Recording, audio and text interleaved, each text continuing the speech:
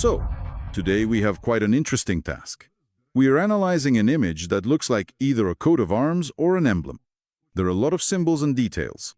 Let's try to figure out what's encoded here. Yes, it does look intriguing, I agree. Well, where should we start? Let's start from the center.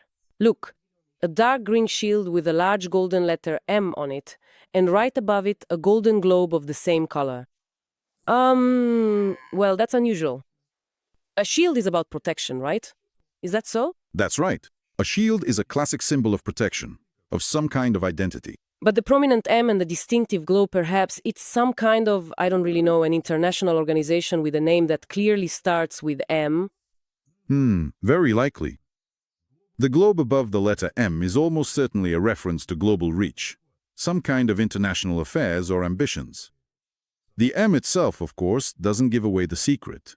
But this combination with the globe, that's definitely a clear hint at scale. All right. Now look at the sides of the shield. There are two lions, golden brown in color, standing on their hind legs like guardians. They look really powerful. Oh yes, lions are a classic element in heraldry. Strength, courage, royalty, all of that. But here, their posture is important. It's like they're attacking or defending. More like defending and supporting. This rearing posture of the lions emphasizes readiness for action, for active defense. It's not just a symbol of grandeur, but of active strength. And they are precisely supporting and guarding this central shield with the M and the globe. So all this strength and courage are directed at supporting this global M structure. I see. Exactly. And above the shield, look, there's a large golden crown, even with gemstones. In our time, a crown on an emblem. Well, it's rather bold. Unless it's a monarchy, of course. Exactly. Bold. A crown is a symbol of power, high status, and superiority. And in a modern context, it may not point to a literal monarchy, of course, but rather to leadership in the field or some outstanding achievements. Or to tradition.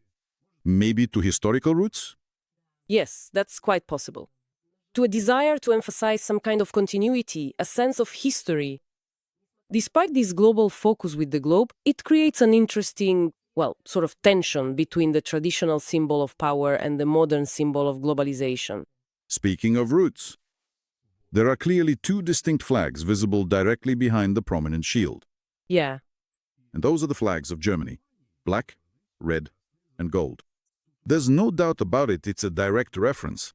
Yes, that's not a hint anymore, it's a direct statement. The flags clearly indicate national affiliation or, at the very least, a very strong connection to Germany. Perhaps that's the country of origin for the company or organization. Maybe the headquarters. Or some key market.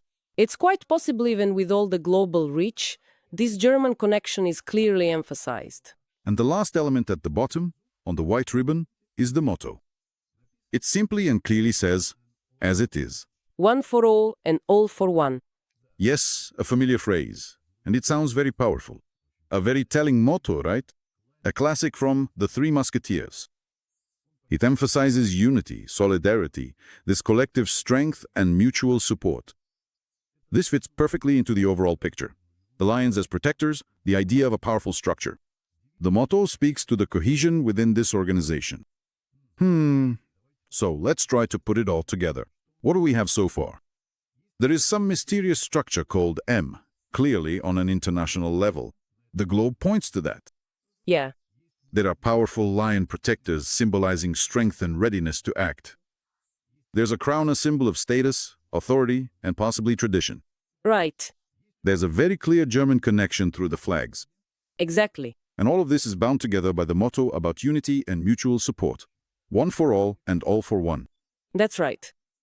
To sum up, this emblem paints the image of a strong, very united organization. With clear German roots, but at the same time global ambitions. An organization that values both status and, perhaps, history, that's the crown, and, at the same time, collective action and solidarity, that's the lions and the motto. So it could be anything, really. A large corporation, some influential family, or even a secretive organization. Theoretically, yes. The symbolism is quite universal, even though it's rich. And here, perhaps, is the most interesting question to ponder. Who or what in the modern world would choose such a, well, classical, almost aristocratic symbolism for themselves? And at the same time, combining it with ideas of globalism and collectivism. What kind of story do they want to tell with this coat of arms? That's what truly intrigues me.